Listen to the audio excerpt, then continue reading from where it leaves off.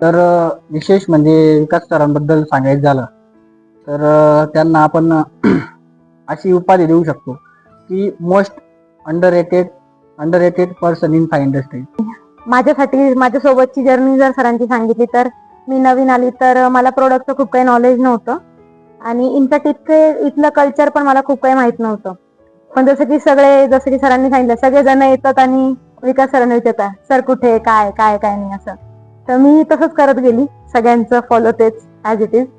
तर माझा आणि विकास सरांचा एवढा संबंध आलाच नाही कारण मला आता येऊन 3 महिने झालेत मोस्टली कंपनीमध्ये.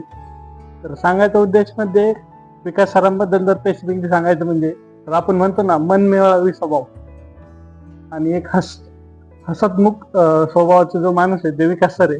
मला पण काही खूप जास्त दिवस झाले नाही पण जसं आता मी पण म्हणजे नाही का परचेस मध्ये तर माझं पण मटेरियल वगैरे जे काही रिसिव्ह होते त्याचं मला सडनली लगेच अपडेट देत असतं. विकास सरांबद्दल सांगायचं म्हटलं तर मी इथे येऊन अजून महिना पूर्ण झाला नाही, पण त्यांना प्रत्येक गोष्टीचं म्हणजे ऑलराऊंडर आपण म्हणू शकतो.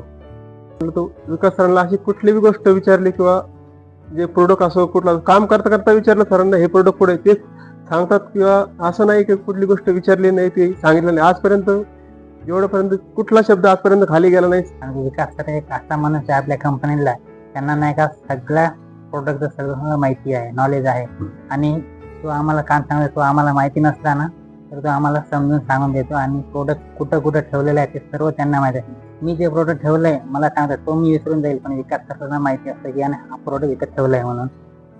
3 वर्षात भरपूर म्हणजे सगळ्यांना सांभाळून घेऊन भरपूर म्हणजे असं चांगलं काम केलं आणि आम्हाला पण कधी गाडीच्या याच्यात कधी व्यत्यय पण नाही आला. कधी भरपूर गोष्टी समजावून सांगितलं कुठं डिस्टर्बला गेलं का म्हणजे कुठं अडचण आली का त्यांचा मोलाचा वाटा असतो.